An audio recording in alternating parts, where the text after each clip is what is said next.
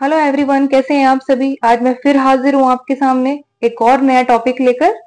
ठीक है दोस्तों, आज का टॉपिक बहुत ही इंटरेस्टिंग और बहुत ही ज्यादा जरूरी और सबसे बड़ी बात बिल्कुल बेसिक है।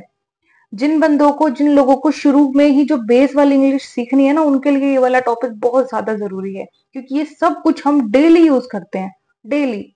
ठीक है, तो आज का क्या टॉपिक है हमारा? Replies of thanks. ठीक है, रिप्लाईज क्या होता है? जवाब देना। ये पेन चलना बंद हो गया। जवाब देना, ठीक है। और थैंक्स क्या होता है? धन्यवाद। तो किसका जवाब देना? धन्यवाद का। अगर आपको कोई थैंक्स कहता है, आपने किसी की मदद करी है और आपको उसके बदले में कोई सामने वाला थैंक्स कहता है कि थैंक यू, आपने मेरी मदद की, तो आपको क्या कहना चाहिए? आप उसको क्या क्या कह सकते हैं? ठीक है, ये हम इसमें वीडियो में सीखेंगे। तो ये जो पूरा टाइटल है, ये क्या कहता है? When someone says thanks to you. When मतलब जब, समवन मतलब कोई, सेज कहता है। क्या कहता है? थैंक्स, धन्यवाद। टू यू आपको। Then you should answer. Then मतलब तब, यू आपको, शुड आंसर जवाब देना चाहिए। ठीक है, अब थैंक्स जो शब्द है ना, एक पोलाइट शब्द है, विनम्रता का शब्द है। तो आपका जवाब भी तो फिर विनम्र तरीके से ही होना चाहिए ना। अगर सामने वाला आपसे बहुत ही अच्छे तरीके से थैंक्स कह रहा है, तो बिल्कुल उसी वे में आपको उसको रिप्लाई करना चाहिए। तो पहला रिप्लाई क्या है हमारे थैंक्स का? अगर मुझे किसी ने थैंक्स कहा या आपको किसी ने थैंक्स कहा, तो आप क्या बोलेंगे उसको? You are welcome. क्या बोलेंगे? You are welcome. You are welcome का मतलब होता है आपका स्वागत है। ठीक है, अब आप कहेंगे स्वागत तो वो होता है जी, जो घर में आते हैं लोग और हम उनका वेलकम करते हैं, उनको अभिवादन करते हैं, ये वो वेलकम है। तो हाँ, ये वही वेलकम है, लेकिन इसकी वर्ड की गहराई को समझिए।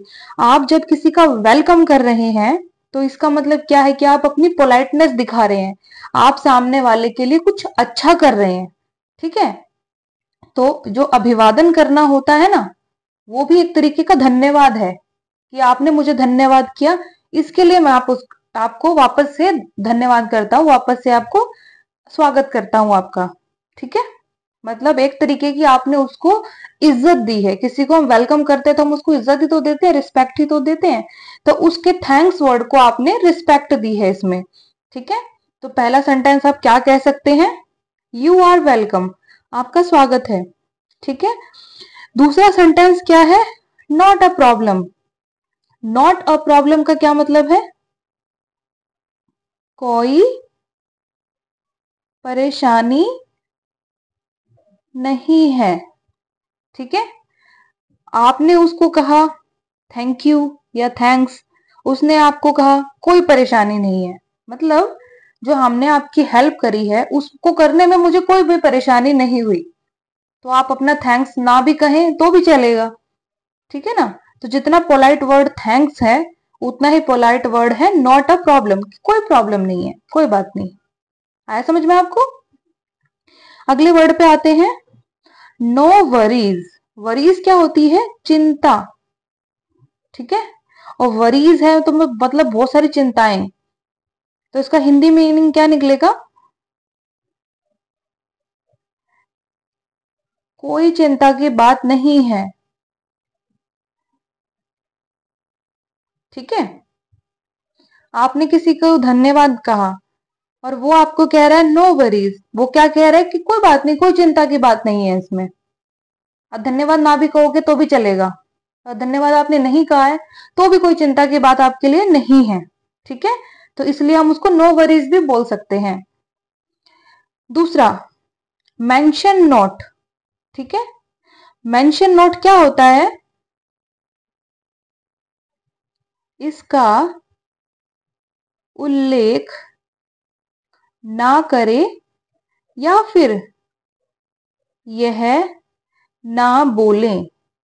क्या ना बोले? धन्यवाद। वो आपसे क्या कह रहा है कि कोई बात नहीं, मैंने आपकी मदद करी, आप धन्यवाद मत बोलिए, कोई बात नहीं। ठीक है, तो उसको हम क्या बोलते हैं? Mention not.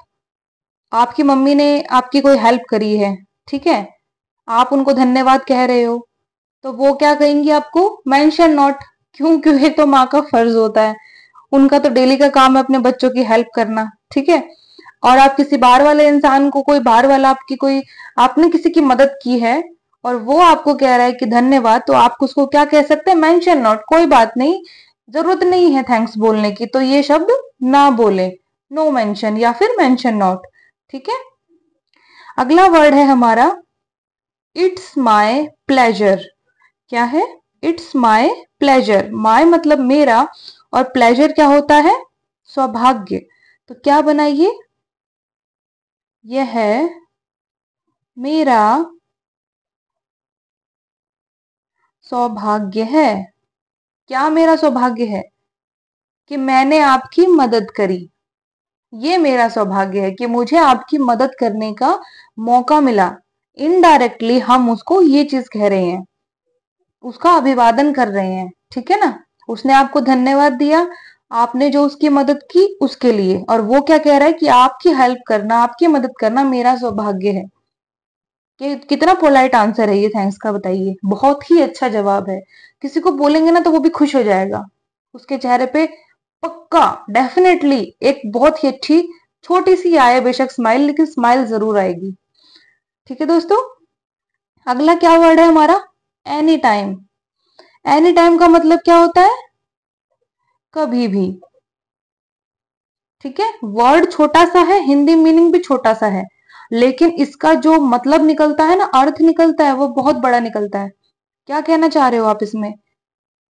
किसी ने आपको थैंक्स कहा, धन्यवाद कहा, आप उसको कह रहे हो एनी टाइम, कभी भी। तो आप क्या कहना चाह रहे हो इसमें?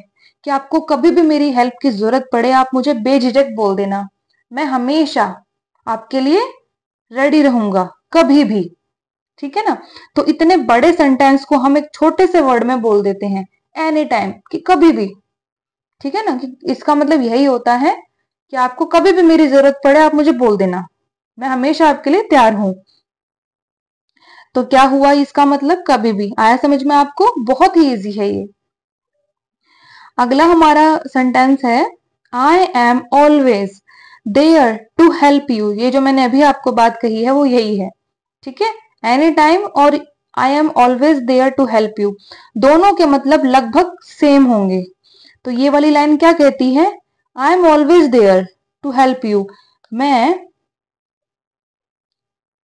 यहां सदैव आपकी मदद के लिए मौजूद हूं या फिर प्रेजेंट हूं। मतलब मैं यहाँ हूं हमेशा, ऑलवेज, हमेशा हूं मैं यहाँ पर आपकी मदद के लिए। और एनी टाइम क्या था? कि कभी भी आपको जरूरत पड़े। तो ये कभी भी क्या होता है? ये भी तो एक इनडायरेक्टली का हमेशा ही है, ऑलवेज ही है, कि कभी भी जरूरत पड़ सकती है, सुबह हो, शाम हो, किसी भी टाइम हो। तो ये भी सब हमेशा या ऑलवेज में कवर होता है। तो आप उसको एनी टाइम भी बोल सकते हैं, और आपको और भी ज्यादा पोलाइट होना है तो जितना बड़ा सेंटेंस होगा उतना ही बड़ा उसका मतलब निकल के आएगा, और उतना ही बड़ा फिर उसका इंप्रेशन भी होगा।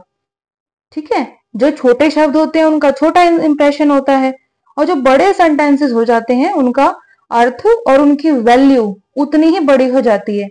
तो आप उनको बोलिए I am always there to help you. बाकी आप एनी टाइम बोले, इट्स माय प्लेजर बोले, वो उस टाइम सिचुएशन पे डिपेंड है। ठीक है ना, कोई अनजान इंसान आपकी मदद करे या आप उसकी मदद करो और वो आपको थैंक्स कहे और आप उसको बोलो इट्स माय प्लेजर, तो वो बहुत खुश होगा कि देखो कितना अच्छा इंसान है। ठीक है, नो वरीज ज्यादातर किसके लिए बोलते हैं हम? और नॉट अ प्रॉब्लम, जिनको हम जानते हैं, जिनकी हमेशा हम मदद करते रहते हैं कि कोई बात नहीं यार, रोज ही तो करते हैं, दोबारा कर दी, नो वरीज, कोई बात नहीं, कोई चिंता की बात नहीं है। ठीक है ना, तो ये क्या थे हमारे? ये सब थैंक्स के रिप्लाईज थे कि हमें कोई धन्यवाद दे, हम उसका किस किस तरीके से क्या क्या जवाब हम उनका दे सकते हैं।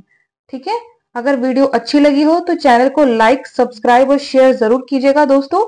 मैं अब आपसे कल फिर मिलूंगी इसी टाइम पे और एक दूसरे टॉपिक के साथ। ठीक है, डेली स्टोरी रीडिंग तो हम करेंगे ही डेली, क्योंकि वो जरूरी है बहुत ज्यादा हमारी वोकैबुलरी को स्ट्रॉन्ग करने के लिए। अगर आप लोग कहीं से टेंसेस सीख रहे हैं, भूतकाल, भविष्य काल, वर्तमान काल, तो आप यहाँ से अपनी वोकैबुलरी, अपनी वर्ड पावर को बहुत स्ट्रॉन्ग कर सकते हैं।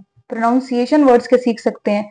और नए नए टॉपिक्स मैंने बहुत सारे तैयार किए हुए, लेकिन टाइम की थोड़ी सी बाउंडेशन है, इस वजह से मैं डेली एक ही वीडियो बना पा रही हूँ दोस्तों। ठीक है ना, तो अगर आपको अच्छा लगे तो आप सब्सक्राइब जरूर कीजिएगा। नेक्स्ट वीडियो में मिलेंगे हम एक दूसरे डिफरेंट इंटरेस्टिंग टॉपिक के साथ, जो आपकी नॉलेज को और बढ़ा देगा। तब तक के लिए आप रिवाइज कीजिए इनको, आप अपने घर में ही बोलिए, कहीं दूर जाने की जरूरत नहीं है। जैसे आपके पापा ऑफिस से आए, कुछ लाए हैं आपके लिए खाने का, जैसे आजकल मैंगो का सीजन है, आपके पापा कहते हैं मैं आपके लिए मैंगो लेके आया हूं, तो आप उनको थैंक्स कह सकते हैं। ठीक है, या आप, जैसे पापा आपके टॉवल मांग रहे हैं कि बच्चा मुझे टॉवल ला के दे दो, मुझे नहाने जाना है, आपने उनको टॉवल दिया, अगर वो आपको थैंक्स कहते हैं तो आप क्या बोल सकते हो? इट्स माय प्लेजर, ये भी बोल सकते हो, यू आर वेलकम भी बोल सकते हो, इनमें से जो भी चाहो आप बोल सकते हो। तो उसका एक अच्छा इंप्रेशन लगेगा, आपके पापा भी कहेंगे कि कहाँ से सीख रहे हो, कहीं से तो तुमने पढ़ा है, तभी तुम बोल रहे हो, है ना। उनको पता चलेगा कि हाँ, मेरा बच्चा पढ़ाई कर रहा है इस चीज के लिए। तो चलिए, इन शब्दों को आप अपनी खुद की लाइफ में इस्तेमाल कीजिए, डेली जो आप है आपका शेड्यूल, उसमें इस्तेमाल कीजिए, बहुत अच्छा बेस बनेगा आपका। ठीक है, तो तब तक के लिए आप लोग स्वस्थ रहिए, मस्त रहिए। God bless you all. Thank you very much for watching my video. और अब हम नेक्स्ट वीडियो में मिलेंगे दोस्तों। ठीक है, तब तक के लिए बाय बाय।